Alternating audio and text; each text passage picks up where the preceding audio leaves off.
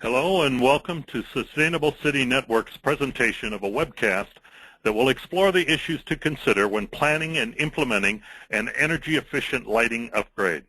Today's presentation will feature Shelley Sedlak, a senior lighting specialist with the GE Lighting Institute, and Neil Rohleder, traffic engineering field operations manager for the City of Las Vegas, Nevada.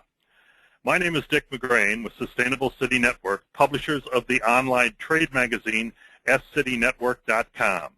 Along with webinars like the one you're viewing today, we also produce a weekly email newsletter, a quarterly print magazine, trade shows, and other interactive content specifically designed for local government officials and contractors who are involved in the day-to-day challenge of building sustainable communities. We'd like to thank Crescent Electric Supply Company and GE Lighting for sponsoring this webinar. We certainly couldn't do it without their support. Now I'd like to introduce our speakers for today's webcast. Neil Rohleder managed the Traffic Engineering Field Operations Division in the City of Las Vegas Department of Public Works since 2005. His division is responsible for the design, construction, operation, and maintenance of the city's traffic-related assets. He oversees an annual budget of $14 million with a team of 66 full-time staff members and numerous contractors. He has led a variety of sustainability projects within his division, including upgrades to LED traffic signals and streetlights, solar-powered school flashers, a bike lane program, and the deployment of a citywide wireless network for traffic asset control. These programs reflect more than a $30 million commitment to the city's sustainability initiative, a key focus within the City of Las Vegas. Mr. Rohleder has been with the city since starting as an electrician's helper in the early 90s, holding a variety of technical positions before moving into management roles. He holds an electronic engineering degree and a business administration degree from the University of Nevada, Las Vegas, and is an active member of the International Municipal Signal Association, the Institute of Transportation Engineers, the Intelligent Transportation Society of Nevada, and the Illuminating Engineering Society. Neil, thank you so much for joining us today. Thanks, Dick, for having me. It's great to be here today. Our first speaker today will be Shelley Sedlak, a lighting professional with more than 20 years of industry experience.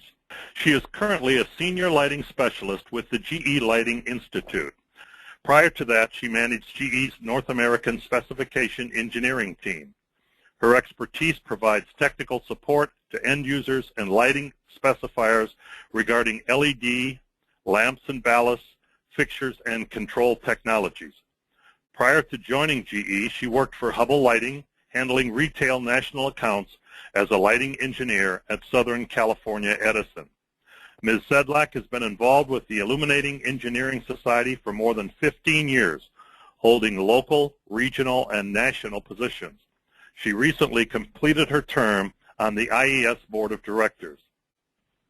She holds a Bachelor of Science degree in Electrical Engineering from the University of Southern California, is lighting certified, and is a U.S. Green Building Council member with the LEED AP certification.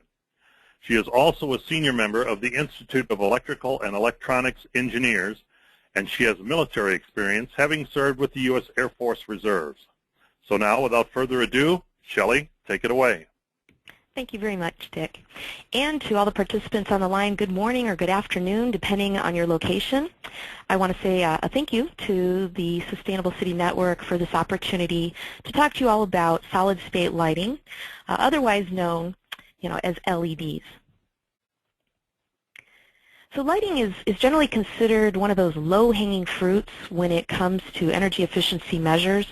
And considering its impact, lighting has on our energy consumption within our spaces, within our buildings, it's one of the most economical ways to reduce our environmental impact.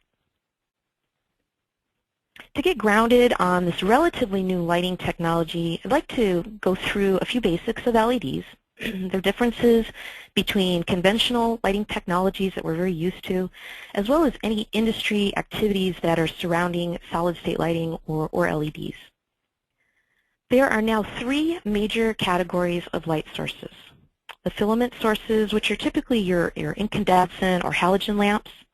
These have been heavily impacted by recent legislation.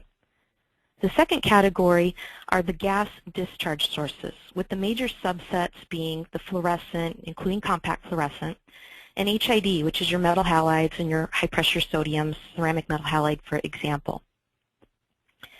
And the third is solid-state lighting, or LEDs. If we look at how the lighting industry has transformed, the first one, of course, is the invention of the incandescent lamp, which was back in the late 1800s. The second transformation began in the early 1940s with the invention of linear fluorescent lamps, and then it continued through the early 60s with the development of HID lamps, such as mercury vapor and metal halide. Advances in these two categories continued through the 90s with more energy-efficient versions of the lamps and the ballast. And of course now here we are with the third, very recent development with white LEDs. And what we're seeing with white LEDs is that this type of source is becoming very mainstream. So LEDs have very different efficiencies when you compare them to conventional sources, so I wanted to go through a couple of those. The first one is energy conversion. When you look at the energy that you have either in your ceilings, your walls, or out in your parking lots, the traditional sources take that energy and a majority of it actually is converted into heat energy rather than light energy. Whereas with LEDs, what we see is about 75% or greater of the energy being converted into light. Lumens per watt, which is your light output per your energy consumption, or LPW as we call it, very similar to the miles per gallon rating that you have on your car, has at this point surpassed compact fluorescence and is approaching values that are consistent with that of high-pressure sodium luminaires. White light with LEDs is consistent and in most cases tighter than what ANSI required. And ANSI is the American National Standards Institute. They actually have a rating of how they would like to see color consistency be, and LEDs have surpassed that which is required of fluorescent and compact fluorescent sources. Life ratings, very different. They're calculated based on your lumen maintenance, which is your light output maintained over hours of rating, whereas conventional sources are actually based on failure modes. Some additional benefits include the ROS compliancy. This is reduction of hazardous substances. It's mainstream in Europe and in some other countries around the world. And basically what this is saying is there's no heavy metals, mercury, etc. The long life ratings, 50,000 hours. We're starting to see products and technology and LED going beyond that. And the durability piece, these are very, very well constructed, less risk of breakage. You know, looking at a fluorescent lamp, looking at an HID lamp, that's a lot of glass and very easy to break, whereas the LEDs have a completely different structure, so they allow for that durability. And for those applications where UV or IR may be a concern, the wavelengths that are emitted out of an LED source don't enter those ranges. And flexibility. These are instant on, which unlike metal halide, you have to wait for some time for the lamp to cool down and come back up. Very easy to dim down into the 10% range, which you cannot do with an HID source. And of course on-off. You can cycle these and it doesn't affect their life such as it would on a fluorescent source. The Department of Energy has been and continues to be very involved in the standardization and adoption of solid-state lighting through consumer programs such as the Lighting Facts, which is basically a nutrition label showing up on packaging, trying to teach the average consumer what is a lumen and what is color temperature. Other programs that we see some changes going on, Energy Star, the compact fluorescent and LED replacement lamps are actually merging towards the end of this year. They've been very involved with ANSI and the IES in developing standards around solid-state lighting technologies, and as well as promoting what they call the next generation luminaire competition. It really allows manufacturers to showcase the best of the new types of form factors that we can use with LED lighting. And then the Caliper program is an excellent program that focuses on very specific applications such as integrated downlights or LED replacement tubes, or how do linear fluorescent troffers compare to LED troffers. It's a very much a technical document, great information in there. As for rebates and incentives, there are basically two. So you'll want to look to the Energy Star ratings for replacement lamps, whereas Design Lights Consortium, or the DLC, is focused on the LED luminaires. And these two programs are really the bench lines that utilities and other programs are using to set up their rebates and incentives. So LEDs, they're really found in almost every application now. It's really important to understand what is your application and how do you utilize the most optimized way to deliver light to your spaces and to your tasks. So here's a brief look at the indoor, and here's our outdoor. And here's specialized applications where LEDs can be used. I'll now take a look at 4 different application case studies. And the first one we're going to kick off with, it's a 4-story historical office building in Cleveland. And the objectives here were to provide a more productive atmosphere. The light levels in this space were not quite right. And how that affects productivity of occupants has been documented. In addition to providing a more aesthetically pleasing environment, there was this need, of course, to be more energy efficient and for ease of maintenance. The existing system consisted of 2 by 2, so 2 foot by 2 foot linear fluorescent fixtures with no controls. By replacing this system with LEDs and controls, the project saw almost an 80% energy savings, and of course was more aesthetically pleasing for the participants to work in. The operational impacts, if we compare the old system of linear fluorescent lamps, that's what LFL is, to the new system of LED, saw an annual savings on the electric bill of $2,600. Or if you want to look at it by month, almost $220 a month for just the one floor. Now this is one floor out of 4, so you can multiply these numbers and that's what the whole building will see. The load reduction was 7.5 kilowatts. And when we took a look at the maintenance savings over a 10-year period, which is the lifespan of the LED system, the predicted maintenance savings is going to be about $30,000. If we look at the operational impacts on emission and contamination reductions, the reduction of CO2 is 17 tons, which will result in about 4 acres a year planted of trees, 3 cars off the road, 8 metric tons of coal that have been now reduced, and over 120 compact fluorescents that won't end up in the landfill. Now I want to expand a little bit more on the compact fluorescents because the focus here is on atmospheric mercury reductions, so that's what's coming out of the scrubbers of the smoke, the stacks over here of our power plants. If you were to take that number and convert it into solid mercury that we would find in a typical compact fluorescent lamp, you would see, and in this case, over 120 lamps that would not go into the landfill and potentially have that mercury go into the ground. Now, technically, we really don't see all of the mercury in a compact fluorescent doing that, but that was one way I wanted to be able to give you an example of how much mercury we're actually taking out of the system. So to summarize, again, this is one floor out of 4 in this historical office building, and this one floor is going to realize almost 24,000 kilowatt hours per year of savings and a $2,600 a year reduction of their electric bill. They also reduced the number of fixtures by almost half and had better lighting with all of these additional savings. All right, the next case study is focused on a high bay type of application. In particular, this is an event center on a campus in Utah.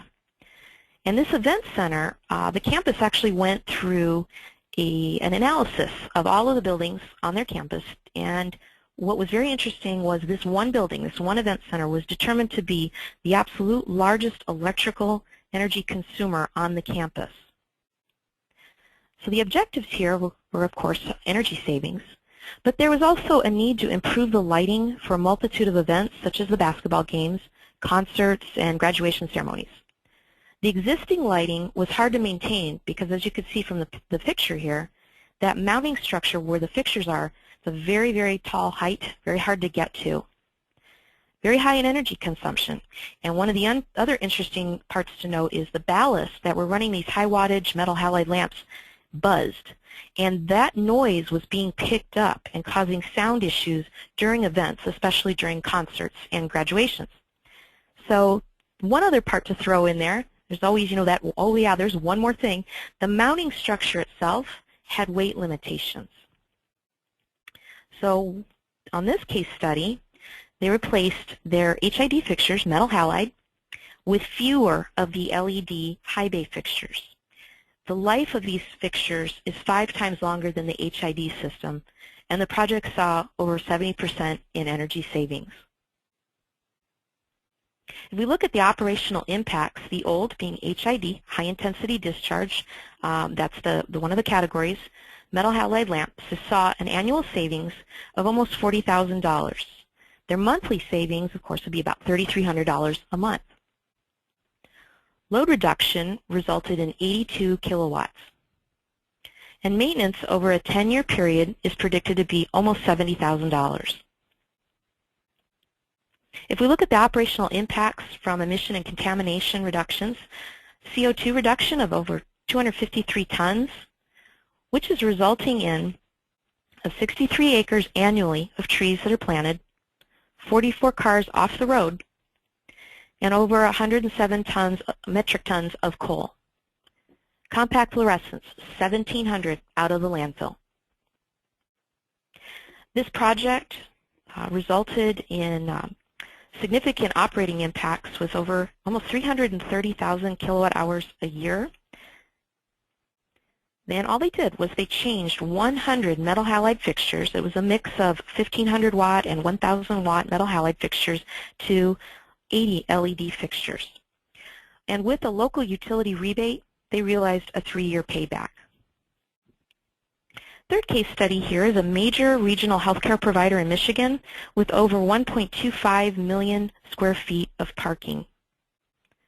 The objectives here were very customer-centric sustainability initiatives, and they wanted to provide a safe and secure parking area while at the same time reducing their energy and their maintenance. They had a combination of high-pressure sodium and metal halide fixtures, and they replaced those with LED fixtures, resulting in over 60% energy savings, 5 times longer life, and a clearly more visible parking center. The operational impacts from going from an HID system, again that was a combination of high-pressure sodium and metal halide, saw a monthly savings of $14,000 or an annual of $166,000. Load reduction, pretty significant, 210 kilowatts. And the predicted 10-year maintenance savings for this really large facility, over $1 million in that 10-year period. If we look at the emission and contamination reductions, 1,400 tons of CO2 reduced, which gives us a little over 350 acres of trees planted per year, taking almost 250 cars off the road, 602 metric tons of coal, and almost 10,000 compact fluorescents, and these are all annual base numbers. In summary, we see that this project saw almost a $1.6 million kilowatt hour a year annual savings, giving them $170,000 in combined energy and maintenance savings. Again, they replaced almost 1,500 high-pressure sodium and metal halide lamps with LED types of fixtures. It was a combination of both a garage-type fixture, 2x2 troffers over the elevator waiting areas, and out in their parking lots, they replaced shoebox-style fixtures. With a utility rebate, they saw a payback of just under 3 years. And the fourth and final case study that I'm going to cover is a street lighting project in a master plan community in Lake Nona, Florida. The project was really juggling their sustainability initiatives with leading-edge technology, but not wanting to lose their identity. There were certain architectural requirements that made it difficult to select fixtures. HID Cobra heads were utilized for the main arteries within the community, and decorative style fixtures are used within the more residential type of streets. And that was the hiccup, was the decorative part, trying to find an LED decorative solution so that they could achieve their initiatives and save energy and maintenance. By changing from metal halide in both of these two styles of fixtures to LED, the project realized a 40% energy savings and 5 times longer life, so significant maintenance savings as well. Now this project that was done is only 10% of the total community. So all of these savings that I'm showing you here are really only 10% of the entire 7,000-acre community. If we look at those savings, just the pilot is going to see almost $27,000 a year in annual savings, or $2,200 a month, and the load reduction resulted in 71 kilowatts. The 10-year predicted maintenance savings, almost $340,000. Our operational impacts as a result of emission reductions, 197 tons of CO2, which is resulting in 84 metric tons of coal being reduced, almost 50 acres of trees being planted, 1,300 compact fluorescents out of the landfill, and 34 cars off the road. The pilot project will see over 250,000 kilowatt hours of energy savings per year. And what they did was they changed a combination of fixtures, about 500 in total, from HID to LED. And when they get ready to do 5,000 more fixtures, they're going to follow the same path, significantly increasing their energy savings and their maintenance savings for this entire community. You know, it doesn't matter what size or scope of the project it is, you'll see the savings. We've got a small town in Nebraska that realized over $20,000 a year in energy savings by changing just 600 of their streetlights. In a larger city, such as Las Vegas, changed 40,000 streetlights with a $2 million of energy and maintenance savings per year. Our next speaker, Neil, will cover this in more detail. So take a look up and realize your lighting has huge opportunities for impacts on sustainability. Thank you. Thank you, Shelley. So now, Neil, as soon as you're ready, go ahead and take it from here. Hey, thanks a lot, Dick. Appreciate the opportunity here to let Las Vegas tell its story. We appreciate Sustainable City Network for having this forum, and we definitely appreciate the sponsors, GE and Crescent, for letting us tell our story. And specifically, we'd like to thank everybody out there who's taking time out of their busy day to listen to us today, and let's see if we can offer some bits of tidbit that'll help you as you move down the road towards a more sustainable future. A little bit about the presentation today. We're going to talk about our experience as an end roadway lighting user. We're going to go back in time a bit and talk about some of the different decisions we made, when we did them, why we did them, the reason we upgraded, as well as the reason for those decisions. And we talk about a little bit how we proceeded in the process. You know, we look at the environment today, and it wasn't the environment that we were looking at some years ago when we started going down this road. Finally, we're going to look at the results, the outcome. Did it do what we asked it to do when we went into the process? And we're going to see where we're going to be going from here as an organization, because it's not going to go away, as we see with the changes in the lighting industry by Shelley's presentation. Well, what you'll see in front of you now is basically a map of Las Vegas. This is just for those people who don't know about Las Vegas, we are 606,000 people, approximately.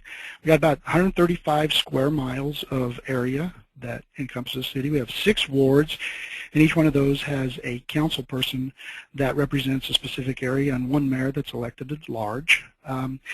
And we have about 52,000 roadway lighting assets that we're responsible for on both city roadways and NDOT roadways. NDOT is the Nevada Department of Transportation. We're relatively young as a city, so our infrastructure in many ways is quite young as well. But lighting is a critical aspect of our culture, because anybody that knows driving the Strip. Oh, by the way, just so you know, if you're not familiar with Las Vegas, the Strip, much of the Strip is actually not within the city of Las Vegas, but is in unincorporated Clark County. However, there's such a close relationship between us and incorporated Clark County. We do cooperate often on many of these type of projects. But since lighting is such an important part of our culture, we knew we had to tread, shall we say, gently as we went down this road. We have why upgrade. I mean, that was the decision we were faced, and you see by the pictures, you know, the difference between the LED and the HPS lighting is dramatic. You'll see on the left a picture that's, I believe it's the LA area where that was done, and the pictures on the right, those are our own internal testing of the difference between the HPSs and the LEDs, as again, as was explained by Shelley, the whiteness of the light. But bottom line is, if you want a real good history on why we did what we did, our Chief Sustainability Officer a couple of months gave a presentation to the City Sustainable Network that, Sustainable City Network that actually provides a big overview of our whole sustainability program as the City of Las Vegas. And bottom line is, we had direction by our elected body to move forward and to move in the direction of a more sustainable community. We were at the time, and we're talking 2008, let's take ourselves back in time, seeing numerous vendors come in, and quite frankly, there were some with questionable claims. We were testing a few of the products, but to be frank with you, it was very young and the technology was questionable, especially some of the LED technology at the time. There were a lot of changes that were coming forward in the industry, but had yet to be fulfilled or actually seen in the industry. So we saw that others were starting the process, but we were not totally comfortable with LED, so we actually were endeavoring to go down the road of looking at induction as a solution for our street lighting. But the bottom line is, we were spending about a third of our power usage on street lights. About $4 million a year was going towards our street light costs, so we had to find a solution that would be economically wise, as well as something that we could work within the constraints of our current standards. So we looked over the overview. Like I said, we had about 52,000 roadway lighting assets, about 42,000 Cobra heads on steel poles, about 10,000 with various ornamental heads, and a variety of styles, from bell fixtures to square Garco shoebox fixtures to round fixtures. And we wanted to make sure that we remained within the regional lighting standards, IES-based, because we had a certain liability. And the other thing that we were looking at is we wanted to make sure we had a payback of our investment that was a wise choice, because as we know, anytime you're spending taxpayers' funds, you want to do it as wise as you can, as well as sustainable as you can. So we had ourselves some decisions to make. How are we going to fund it? To be frank with you, we had to find some creative funding sources, and I have to give our Chief of Sustainability Officer, Mr. Tom Farrago, kudos for being very creative in finding a variety of funding sources that allowed us to do it, but it was through general obligation bonds, as well as a variety of we had some ARA funds that were freed up, energy efficiency funds that came from the state of Nevada. We had some QEBD money that we were able to secure to do this, as well as some Nevada energy rebates, and they've been a good partner in providing some funds for us. The big thing is we wanted to have the energy savings pay for future phases, and it was a challenge because our very low power costs here in Las Vegas were about 6 cents a kilowatt hour, make it a challenge to pay for those savings. So we put this as part of a comprehensive sustainability program. Again, Tom went over this at length a couple of months ago in his presentation, but it was tied in with a variety of different things like building improvements, solar panels, installations, and the streetlight project, which allowed for having the low-hanging fruit pay for some of the more longer payback items. So we went through the process of figuring how we were going to procure this, and we determined that an RFP for goods, which is a little different than for we've used it historically to hire consultants, but it's not common for goods acquisitions. But we did this in this case to kind of control the process a little bit more. It was allowed to do so by Nevada revised statute. We used goods procurement, which is the NRS 332, as opposed to construction, which is NRS 338. So we looked at a phased procurement and installation so we could kind of control the process once again. The project itself, this is just a quick overview of it. It started approximately early 2009, and it just finished up for the first 42,000. As you see, that's just a chart showing the actual steps along the way. And again, this is for the first 42,000 lights that we had in the inventory. So we went through a selection process. The selection process was a solicitation as an RFP. We submitted an RFP to the industry through our competitive bidding window Demand Star. Each of the proposers submitted a competitive proposal. They talked about the product, the installation, their work plan, and then we would, based on that information, have a preliminary evaluation. The preliminary evaluation would shortlist us, and the shortlist would go into a little more in-depth evaluation on who would go to the next level. And I'll talk about that a little more in depth. But then we had the contract award, and the winning party or parties actually had the award with the installation as part of that award. One important thing, we wanted to make sure we partnered well, and we wanted to have independent evaluation, so we brought in a private consultant. We brought in local agencies. Clark County, North Las Vegas helped us with the evaluation, and it was a positive thing because it helped us get we believe, a better product in the long run. The solicitation was open to all technologies. Like I said, we weren't totally comfortable with LED at the time, so we looked at induction, plasma, metal halide. They all submitted proposals that based on their proposals, we wanted to see if maybe they could provide what we were looking for, which was a cost savings and a energy savings, as well as energy savings and cost, as well as an energy reduction. It needed to meet our phototopic requirements of RP8. Really important to us, because of our liability concerns. We needed to have a minimum of 40% minimum energy savings. They had to provide what the labor and light cost per installation of the unit, and could they produce the 1,000 per month that we needed based on our aggressive schedule of replacement. They needed to we required them to provide a 7-year warranty with the potential future for remote monitoring capability, and because there was federal funding involved, fabrication in the United States was critical.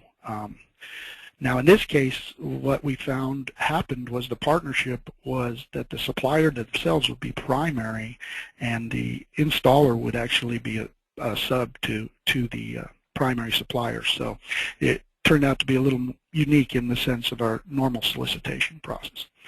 So the first step, we had to call out, we had 12 actual proposals come through. It was the submittals. We reviewed them again independently through the team, and we looked at their work plan, their experience, resource qualifications, their pricing. Are there any other exceptions to the RFP, because we did have an RFP that spelled out certain things that we wanted to see, and then any other comments that were made along the way. And we used this to develop our shortlist. We did tell them right from the beginning that they'd be evaluated on these to determine if they would be taken to the shortlist. And in fact, we were able to do so. We ended up going from 12 to 5. And what you'll see in front of you now would be the product evaluation. So now that we've got our 5 different teams on the shortlist, we had to look at additional evaluation criteria. We wanted to look at things like durability, serviceability, energy savings, illumination. The evaluation, that's when, and I go a little more in depth on that, but that's when we actually do a field validation of the models that they provided for us, as well as the cost itself. This is a little different to avoid buying just low bid. We wanted to get the best overall product, not just the cheapest product, as often is the case when governmental entities do procurement. So it was again, it was a creative way for us to do so, and we were we believed at the time that it was the better way to approach this. So we did the field testing. Now we've got the documentation that the product claims that it was done through the proposals. We actually went out and put up the devices in a 4-month process, five different products. We measured the illumination levels using the RP8 standards, and we basically tested the brands at the same location. That was really critical because we needed to make sure that the places were perfectly spaced based on our own standards, and so when they did the model, we wanted to make sure that that matched. We did physical illuminational measurements, which included 100-watt samples in residential as well as 250-watt samples in arterial street environments. This is just a basic rough idea. What you'll see on the right is the actual layout where you need 1 luminaire cycle to actually do your calculations. What you'll see on the lower left would be the actual spreadsheet with the values input, and you'll see the tools that the staff used. It was a very painstaking process. To be very frank with you, it took considerable amount of staff effort to do this, but we wanted to do this so to make sure what we were getting. We needed to watch things like for things like the full moon, other trespass lighting that might avoid skewing the results. So it was again it was a painstaking process that was performed pretty thoroughly by staff. We did have the test area for the arterial. Over towards the right is where we had the fixed test points by US 95, where you see that red line. That's where we had the actual dots on the ground where we took the physical measurements, and while I was on the west, we required each of the 5 vendors to supply fixtures that we'd put up so we could see it actually as it worked in a line. So there would be a physical evaluation. Again, it was induction, plasma, LED, and pulse start metal halide were all looked at. It was a good location because we didn't have a lot of neighbors out there, and it was away from a lot of other highly lit areas. The challenge with the residential areas was a little bit different. We had made sure that there was, of course, limited on-site lighting spilling onto the roadway to skew the results, but in addition, we had to make sure that there weren't cars in the way, so we had to do these at night, and people would drive their car home, so it was a challenge to make sure we could coordinate this and allow for the test to be as accurate as possible. The interesting part was this durability and serviceability. That was part of the criteria, but we had an independent team that we used electricians and technicians and independently took apart and put together these different street lights. We performed stress tests on them. In other words, got a little rough with them. We performed an objective analysis both on the bench and in the field, and it shows by the chart those are the different values that were provided based on this, and it was very strictly controlled. And one of the interesting things is when we were actually pulling these units apart, some of the units that we were provided actually fell apart. I'm not going to name names or going to name products, but it was interesting to see that, you know, that if we were going to invest this large amount of money, we needed to make sure we got a good product. The other parts, the components that we were doing the evaluation on was the illumination and power. These are just representative power grids or charts, if you will, that show the different manufacturers and how they perform to baseline being black on the illumination comparisons, and the other being the respective manufacturer's illumination levels.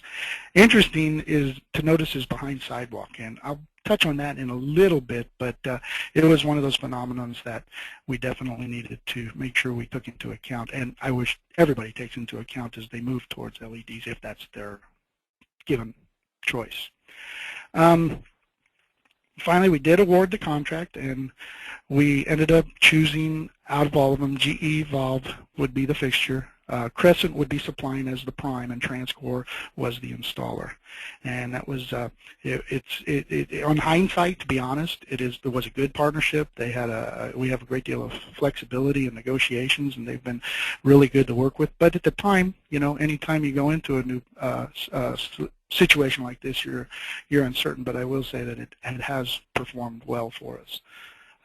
They did get selected for both arterial and local applications, though it was very close for the arterial for the second product.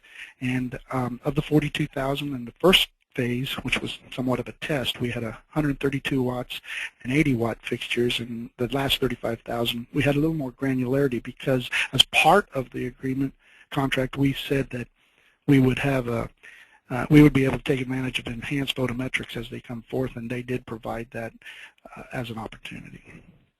So phase one installation was $3 million budgeted.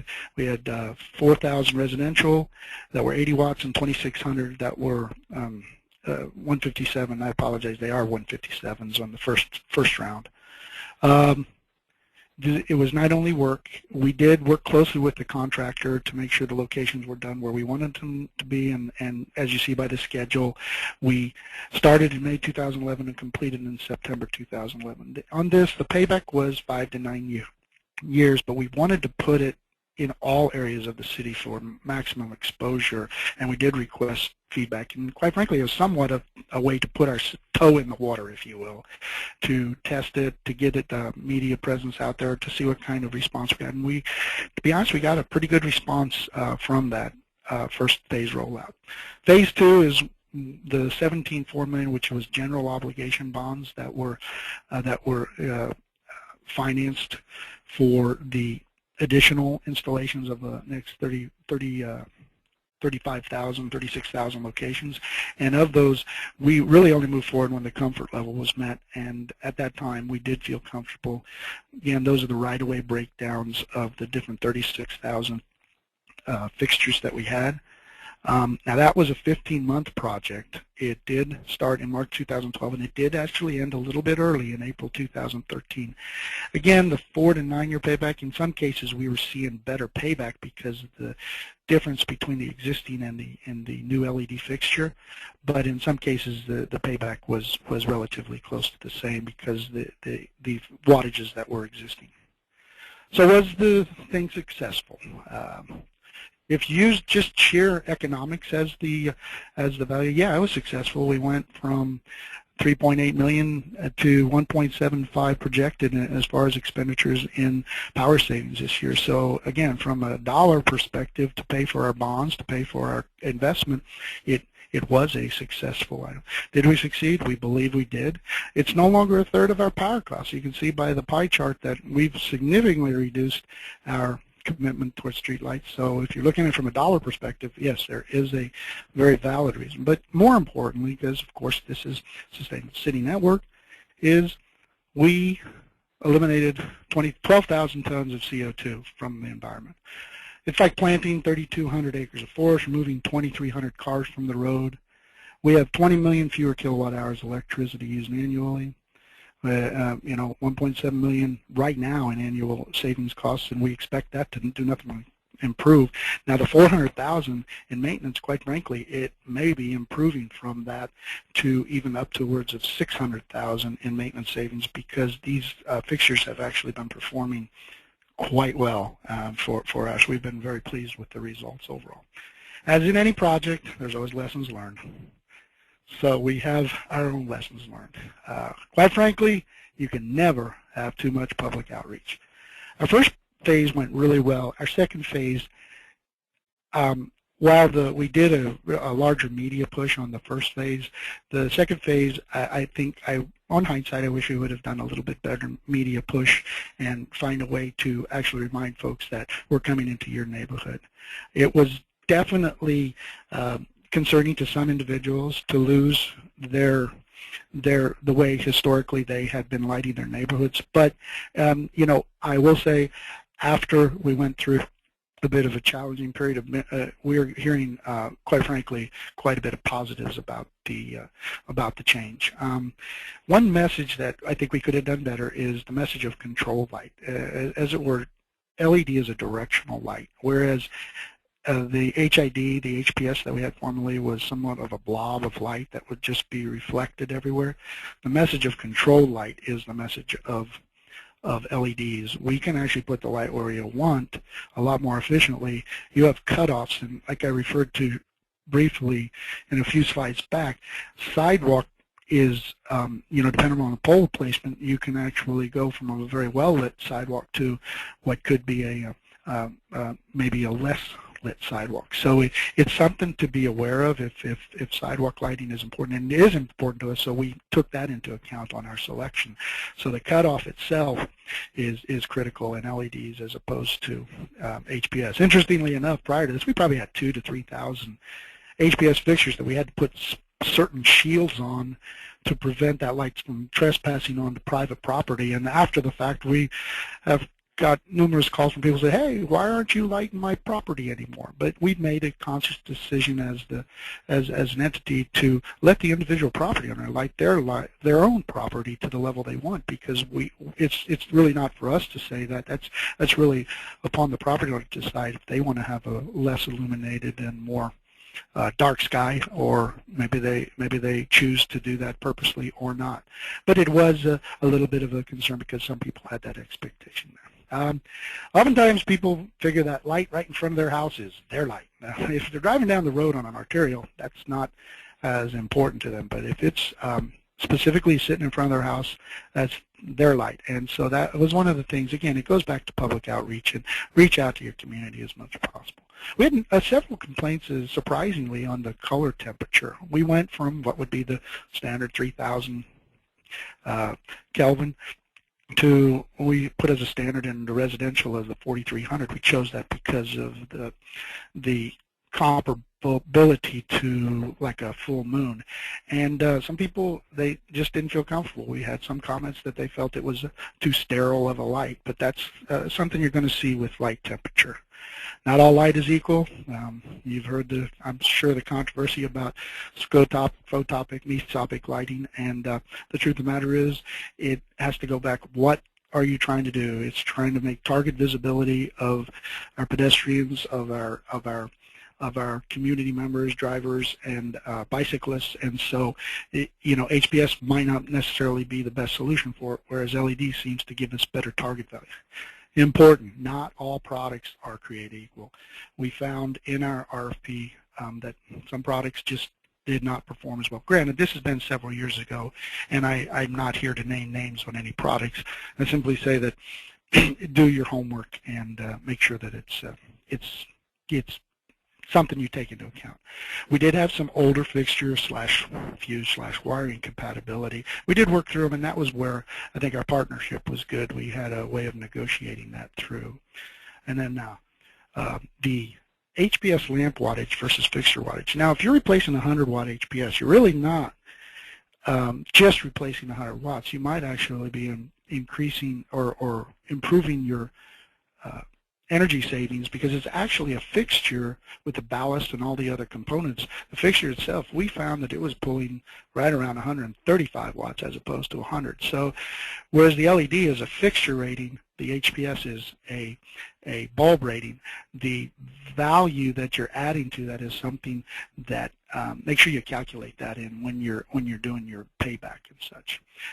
And of course, the lighting industry has considerably advanced in 5 years. It's something we're constantly monitoring and seeing where we can take advantage of those improvements over the past. Important to partner well. Partner well, like in our case, we did the RFP. We partnered with a team that really did a good job to help us see this through. We did put together a good team for internal and external team for evaluation. That's another thing I would recommend, because we didn't have all necessarily the resources we needed, whereas we could pull those in. And then finally, the one thing we did learn is our data accuracy on our GIS data was not as accurate as we want. We actually over-ordered on our Cobra head fixtures, and we have about 3,000 fixtures that we're going to be looking to find a solution on providing these to through Crescent to other people that might have the need for them as well. So where to now? We've got 2,400, 400-watt HPS luminaires to upgrade. We have to upgrade 10,000 HPS, give or take, 8 to 10,000 HPS decorative roadway lighting to LED. We're going to be upgrading our city properties to LEDs, and you know, the one thing that we'd like to find a solution for, but yet we are not comfortable with, is the sports field lighting. We have looked at plasma and we have looked at LEDs, but as it stands right now, we're not comfortable in moving forward on those because of the concerns with liability and such. With that said, that concludes my presentation for today. And again, I want to thank you for your time and look forward to answering any questions that you may have. Neil and Shelley, thanks for an outstanding presentation. We've got a lot of great questions, and we'll answer as many as we can and reply to the rest via email next week. And please remember, a recording of this webcast and the presentation slides will be available on Friday. You'll receive a link and download instructions tomorrow. So here we go. First question is, why do LED lamps require heat sinks if they are so energy efficient? And I believe that goes to Shelley. Thanks, Dick. So LED, what you have, if you look at the actual complete system, the reason it's called solid state lighting instead of LED is LED is actually just the chip. It's a very, very small, almost the size of a grain of sand. When you look at it, you might see a little yellow square, and that's now optics and phosphor. And what you have to do is take this material, it's actually a semiconductor device, and you've got to make sure you've got the heat off of it, or this property that's taking place. Again, a semiconductor device, you have two materials in there. They're called P-type and N-type, and there's holes and there's electrons, and it's jumping back and forth, and that energy from that transaction is photons, and that's what we see as light. What happens is if you have too much heat on the chip itself, that transaction either slows down or stops. So heat sinking is very important to manage thermally everything that's going on, and it's not just the chip.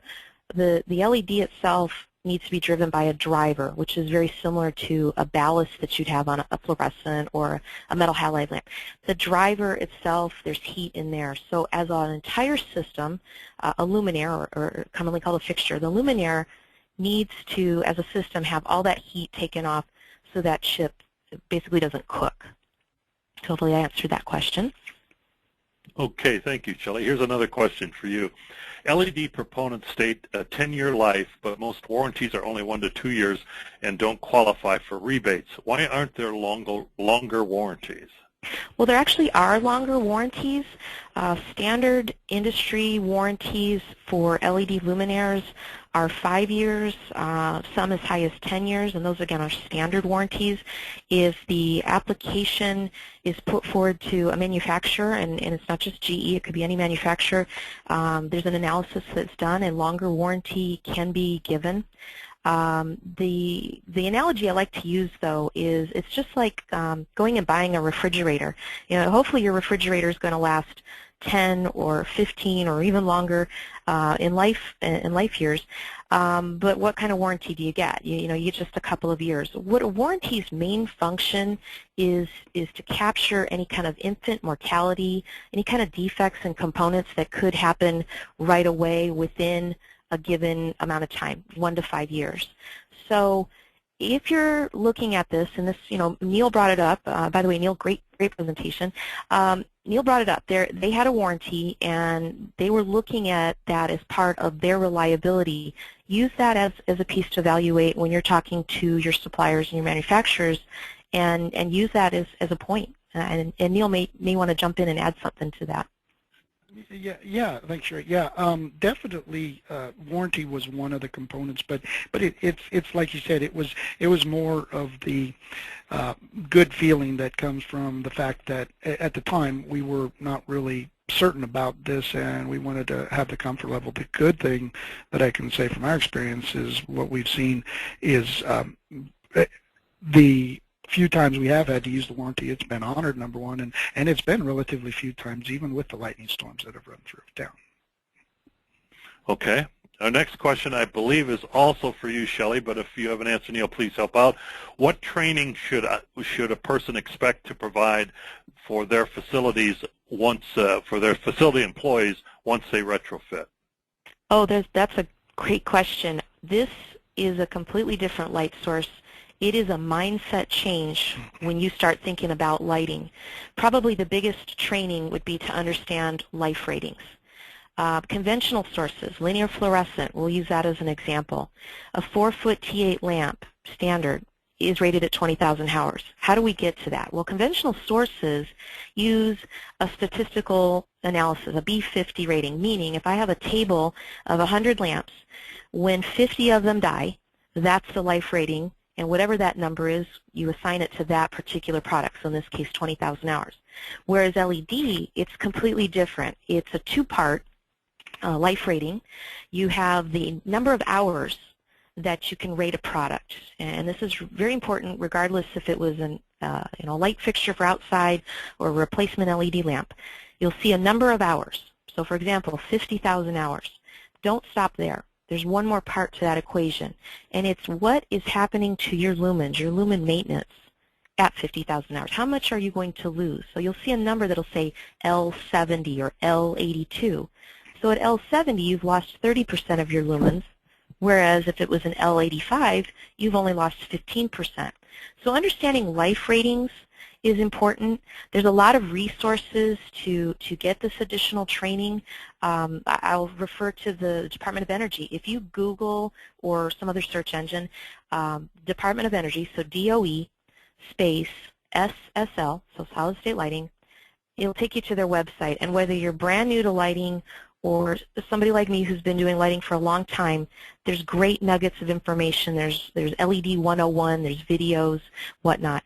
Also, all the manufacturers out there have training classes and seminars and conferences. And there's a lot of different types of annual conferences in the lighting industry that will go in depth into LED. So really, when you get ready to do your project, and I'm sure Neil will be able to add to here, get the basics down first. Think differently when you're thinking about LED, and then set something up that will really give everybody kind of that 101 knowledge. And Neil, maybe you can talk about how your maintenance staff went through training. Yeah, actually, my dad, just briefly, I guess the best thing to, as basic as it is to help people realize a watt is not necessarily a watt. It's not necessarily a watt, and we used to think in watts when you talk about HID lighting. It's a 100-watt lamp. It's not necessarily the case. A 100-watt fixture is not necessarily going to give you the same lighting performance as a 100-watt HPS. So the training we went through is the understanding of the basics. Like she said, LM70 versus LM85, and the fundamental basics, and then bringing staff up to speed on it. And it's for roadway lighting, it's a little more simplistic application, or I should say generic application than for a facility, but it is something still to be aware of. All right, we're just about out of time, so this will have to be our last question for today.